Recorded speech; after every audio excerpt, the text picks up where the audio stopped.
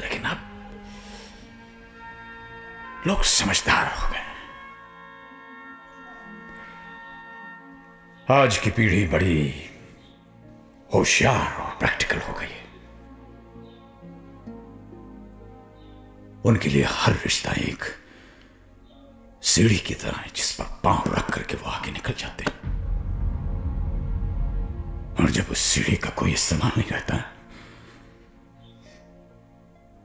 तो उसे घर के टूटे कुर्सी मेज, टूटे फूटे बर्तन, फटे पुराने कपड़े, कल के अखबार की तरह रत्ती समझकर किसी कबाड़खाने में फेंक देते हैं। लेकिन जिंदगी सीढ़ी की तरह ऊपर नहीं जाती। जिंदगी पेड़ की तरह उगती है। मां बाप किसी सीढ़ी के पहले पायदान नहीं होते। मां बाप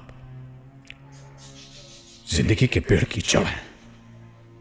पेड़ कितना ही बड़ा क्यों ना हो जाए, कितना ही हरा भरा क्यों ना हो जाए, जड़ काटने से वो हरा भरा नहीं रह सकता। इसलिए आज बड़ी विनम्रता और आदर से मैं पूछता हूं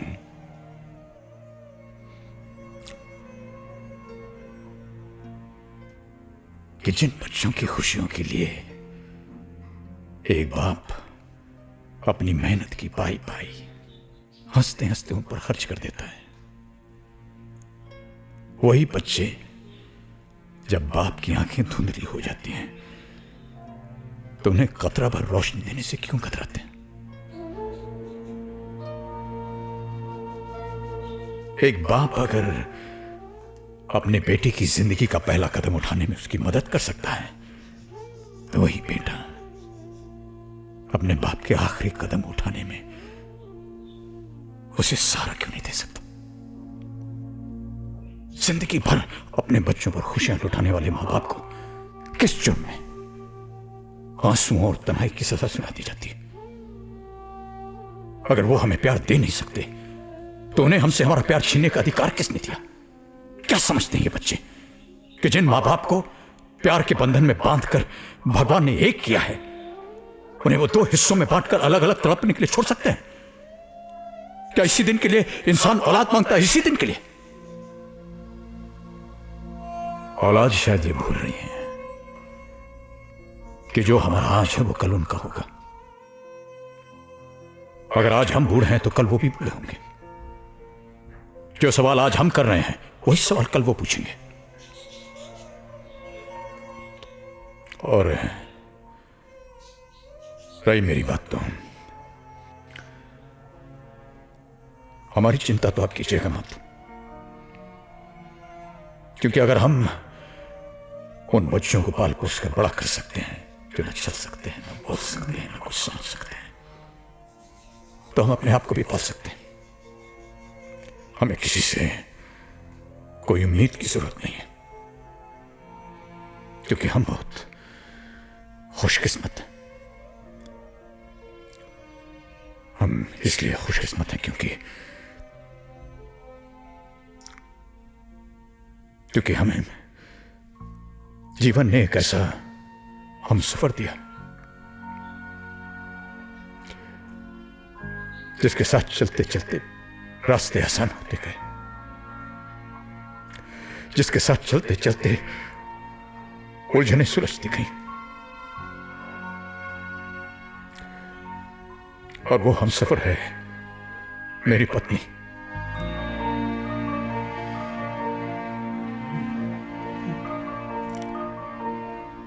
लोग अक्सर मोहब्बत करते हैं, लेकिन ये बात जितनी बार कहनी चाहिए कहते नहीं। मैं ऐसी कोई गलती नहीं करना चाहूंगा।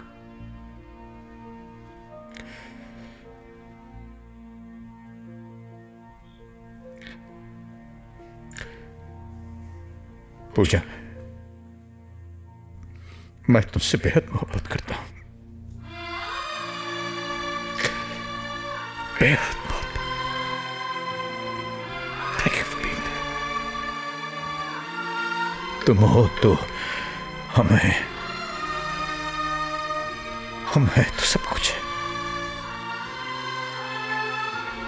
वरना कुछ नहीं, कुछ भी नहीं।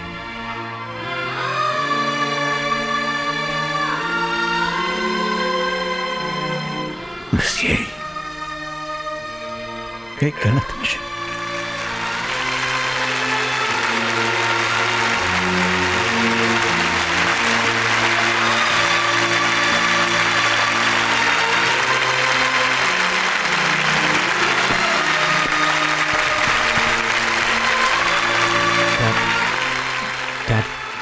सॉरी, प्लीज हमें माफ कर दीजिए। डैड हमें माफ कर दीजिए प्लीज। राज साहब, बागबान लिखने की इंस्ट्रक्शन आपको कहाँ से मिली? राज साहब, बागबान अगर आपके परिवार की कहानी होती तो आप क्या करते? जो बच्चे अपने माँ बाप को प्यार नहीं दे सकते, सहारा नहीं दे सकते, मान सम्मान नहीं दे सकते, उन्हें मैं कभी माफ नहीं करता। उन्हें मैं सजा देता, उनसे नाता तोड़ देता।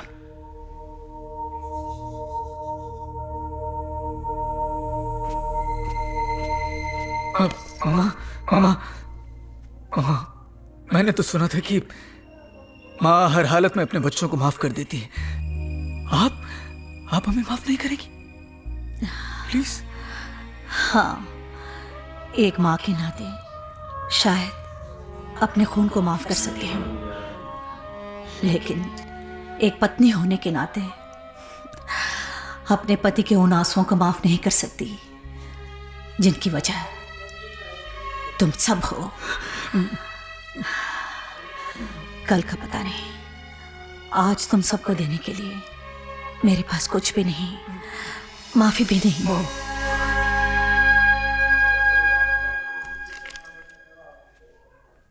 Autograph please.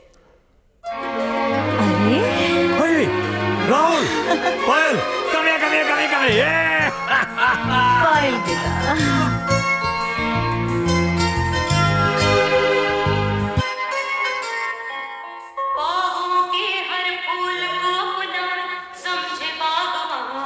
Oh my God यार, तो बागबान मूवी का एंड हो गया और हैप्पी एंडिंग हुई। जो हम चाह रहे थे ना वैसा ही मतलब इनका एंड हुआ।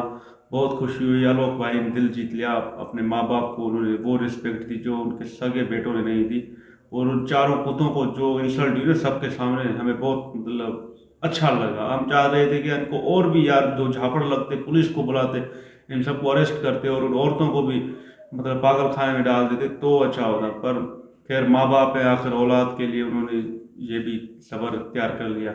बाकी मूवी बहुत अच्छी थी, और ये उनके लिए मैसेज है जो अपने माँ बाप को बोझ समझते हैं कि यार माँ बाप जो है वो मतलब बूढ़े हो गए, उनको निकाल दो, या फिर हम बिजी हैं, ये मॉडर्न दौर है, तो ये उनके लिए मैसेज है। बाकी आज जो बचल साहब मोटा भाई ने जो हमें दिखाया अपने सब्र का, उन्होंने एक मतलब दिखाया ना कि किस तरह 4 कांटे थे उनकी लाइफ में, वो भी उनके बेटे थे, चारों कांटे उनको रोक मतलब इस तरह चुभ रहे थे, फिर भी वो अपनी पत्नी से इतना प्यार कर रहे थे कि उनके साथ मतलब अलग होके भी यार वो इतना प्यार कर रहे थे। फ़ोन पे जब गाना गा के वो गा रहे थे, मैं यहाँ तू वहाँ, वो भी इमोशनल कर दिया। तो पूरी मूवी एकदम भाई इमोशनल। इनका चेहरा बेनकाब किया ना, पर अभी दुनिया को पता नहीं है ये घर का मामला भाई अमिताभ बच्चन ने लिखा है। तो यार ये बड़ा अच्छा हुआ, इनकी बेइज्जती हुई। ये खुद और अमिताभ बच्चन ये आपस में ही भाई बात कर रहे थे ना, बस समझ रहे थे ये हमारे बारे में कह रहा है भाई, अलग अलग कर दिया माँ बाप को। यार बड़ा बुरा लग रहा था,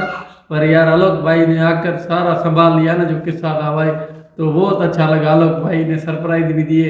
ये लास्ट में जरा बड़ी हैप्पी एंडिंग हो गई ना, ये दिल खुश हो गई। पहले तो भाई इतनी गालियाँ इन हरामखोरों को दे रहे थे भाई, हम तो भाई हद हो गई हरामीपन की भी भाई, पर आलोक भाई ने सब कुछ संभाल लिया। लास्ट में यार सभी फैमिली खुश हो गई, 10 लाख का चेक मिल गया। अभी तो भाई दिल खुश हो गया मेरा भाई। कमाल की हैप्पी एंडिंग हो गई, मज़ा आ गया देखकर। खास कर बागबान जो किताब छपी कमाल की थी, उसमें अमिताभ सर को भी बहुत सारे भी पैसे भी मिले और पत्नी का प्यार भी तो वैसे मिल गया था। और आलोक भाई का जो प्यार मिला ना भाई, वो असल बेटा था उसका, असल। बाकी वो चारों के चारे थे ना, वो तो मैं समझता हूँ नेगेटिव में उसको नहीं कह सकता हूँ, वो तो राक्षस भी कम है बाबा। उनको जो शब्द कहना चाहता हूँ वो भी नहीं मैं कहना चाहता हूँ, वो हमारी तौहीन हो जाएगी उनको लिए बोलूंगा। अभी ये माफी तो मांग रहे थे, काय की माफी, मैं कहता हूँ गला दबा लेता इधर ही सबके सामने उनका। और लास्ट में जो पैसे की बारी आई तो चलो चलो पापा मम्मी को मना देते हैं। अच्छा वो छोटे बच्चे ने भी बोला आप जाओगे ना दादाजी के पास पैसे के लिए, सालों बड़े हरामी हो चेहरे, जैसे आपकी घरवालियां भी हरामी और आप भी हरामी, सारे मिलजुल कर बाबा। पत्नी तो वो है ना देखो आलोक की, वो बाबूजी के भगवान के लिए पूछ भी रही थी उसको लिए, ये मानते हैं। बाकी आमिर भाई को यार आज जैसा दर्द हुआ है सच पूछो वो रो लिया है, जो दुख छोटा बच्चा है भाई उसको चोट लग गई है दिल पर, आज वो शब्द कह नहीं पाएगा बिल्कुल। आज वो दर्द से चूक रहा है, वो बोलता है ऐसे माँ बाप को बेटे और बहू नहीं मिले।